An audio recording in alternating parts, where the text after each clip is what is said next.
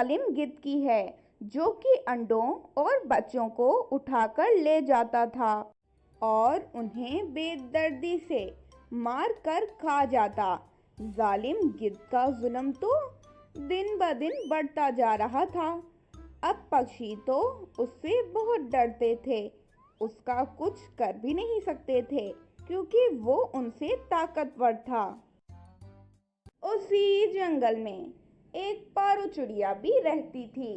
पारो चिड़िया ने एक रोज से कुछ नहीं खाया था क्योंकि उसने भी एक अंडा दिया हुआ था।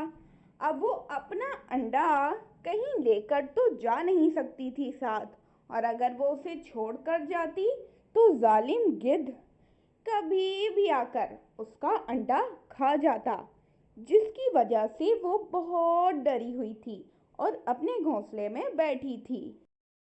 एक दिन सुबह सवेरे कालू कौवा चिड़िया के पास आता है और उसे ये बताता है कि उसके बच्चे को भी गिद्ध ने मारकर खा लिया है।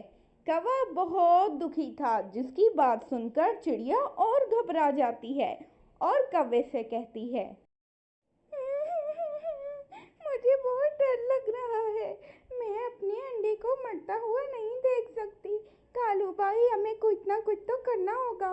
कालू भाई, मैंने 2 दिन से कुछ भी नहीं खाया, आज दूसरा दिन है, मुझे बहुत भूख लगी है, लेकिन मैं क्या करूं? अगर मैं घोंसले से गई तो वो जालिम गिद्ध आकर मेरे अंडे को खा जाएगा और मैं ऐसा होने नहीं दूंगी।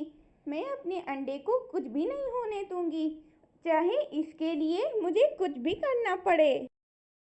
कौवा चिड़िया तो अच्छे दोस्त थे। वो दोनों एक प्लान बनाते हैं कि अब वो जंगल के सब पक्षियों को इकट्ठा करके उस गिद्ध को हराएंगे। और ये फैसला करने के बाद वो सोचते हैं कि अब सब पक्षियों को ये बात पहुंचानी पड़ेगी। दूसरी तरफ वो जालिम गिद्ध एक जगह पर बैठकर खुद से ऐसा कहता है, ए हे, मैं इनके बच्चों को तो मार डालूंगा, लेकिन इनके इतने सारे बच्चे तो मैं खा भी चुका हूँ। अब तो इन पक्षियों के इतने बच्चे हैं भी नहीं, लेकिन हाँ, अंडे, मुझे इतने दिनों से अंडे नहीं मिले।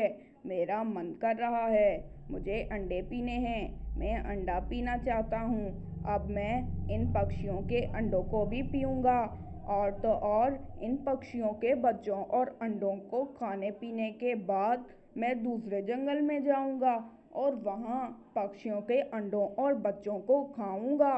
क्या मज़े की लाइफ होगी मेरी। सारे परिंदे इकट्ठे हो जाते हैं और उस गिद्ध को हराने का प्लान करने लगते हैं। और पारो चिड़िया भी अपने अंडे को नीलो चिड़िया के घोंसले में छोड़कर आ गई थी। अब वो भी बेफिक्र थी क्योंकि नीलो चिड़िया का घर बहुत सुरक्षित था, वहां पर वो गिद्ध नहीं पहुंच सकता था। और फिर कालू कौवा उन सब पक्षियों से ऐसा कहता है, अरे अरे पक्षियों, हम सब पक्षी आज इसीलिए इकट्ठे हुए हैं क्योंकि आज हमें इस मसले का कोई ना कोई हल तो निकालना ही पड़ेगा। अगर हम इसी तरह पंजे पर पंजा रखकर बैठे रहे तो वो गिद्ध हम सब पक्षियों के बच्चों को मारकर खा जाएगा, और तो और हमारे अंडों को शू शू करके पी जाएगा। अगर तुम अपने बच्चों को उस गिद्ध के हवाले करना चाहते हो कि वो चबा चबा कर तुम्हारे बच्चों को निगल ले, तो फिर डरपोकों की तरह बैठे रहो, लेकिन मेरी बात याद रखना तुम सब। हम पक्षियों की जिंदगी छोटी सी होती है, वो भी हम डरते डरते गुजार देते हैं, वो भी बस इसी बात से कि कहीं मारे ना जाएं। और पक्षियों, तुम जानते हो ना कि मरना तो एक दिन सभी ने है, तो फिर डर कैसा? क्यों अपने बच्चों की जान गंवा रहे हो? अगर तुम इसी तरह पंख पर पंख रखोगे तो तुम्हारे बच्चे और तुम्हारे अंडे तुम्हारी आंखों के सामने ही मरते रहेंगे। वैसे भी जिंदगी और मौत तो अल्लाह पाक के हाथ में है, डरना छोड़ दो। पक्षियों, अब हमें मुकाबला करना है। जो डरता है वो चला जाए यहाँ से। अब सब पक्षी अपनी जगह पर रहते हैं। कोई पक्षी कहीं नहीं जाता, क्योंकि सब पक्षियों को ये बात अच्छे से समझ आ गई थी कि मरना तो वैसे भी है, तो डर डर के जीने से अच्छा है कि हम उस गिद्ध को हराकर मर जाएं। और वो सब पक्षी कालू कौवे की बात को मान लेते हैं और गिद्ध को हराने का फैसला करते हैं। एक दिन सुबह सवेरे सारे परिंदे उस गिद्ध की गुफा में, जहाँ वो अक्सर होता था, वहाँ पर इकट्ठे हो जाते हैं।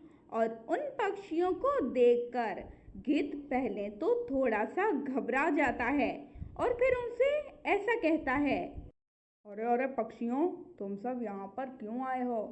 लगता है कि तुम सब पक्षियों को भी मरने का शौक हो गया है। अगर यहाँ से भागे नहीं तो फौरन से तुम सबको मार कर खा जाऊंगा। जानते नहीं हो मुझे गिद्ध कहते हैं, गिद्ध। और मैं तुम छोटे पक्षियों को फौरन से निगल लेता हूँ। लेकिन फिर भी तुमने हिम्मत की मेरी गुफा में आने की, मैं तुम्हें माफ़ करता हूँ। चल भाग जाओ यहाँ से, वरना तो तुम्हारे अंडे और बच्चे नहीं खाऊंगा। तुम सभी को खा जाऊंगा मैं, समझ गए ना तुम? पक्षियों ने प्लान तो बनाया हुआ था कि वो सब मिलकर गिद्ध को अच्छे से मारेंगे, और इतना मारेंगे कि या तो वो भाग जाएगा या वो वहीं मर जाएगा। गिद्ध नहीं भागता, जिसकी वजह से उसे पक्षी मार ही डालते हैं, क्योंकि उसने इतना जुल्म किया था। कौवे के बच्चे को मार डाला और ना जाने कितने पक्षियों को मारा, और आखिर जालिम अपने अंजाम को पहुंच जाता है। इस कहानी से हमें सीख मिलती है कि जिंदगी और मौत तो ऊपर वाले के हाथ में है। वैसे भी एक दिन सबने मर जाना है, और इस खौफ से कि हमें कोई मार ना डाले, सच का साथ देना ना छोड़ो, झूठ का सहारा ना पकड़ो, हमेशा सच के साथ रहो। और हाँ, जालिम चाहे कितना भी जुल्म कर ले, किसी को भी नुकसान पहुंचा ले, एक दिन उसने भी मरना है।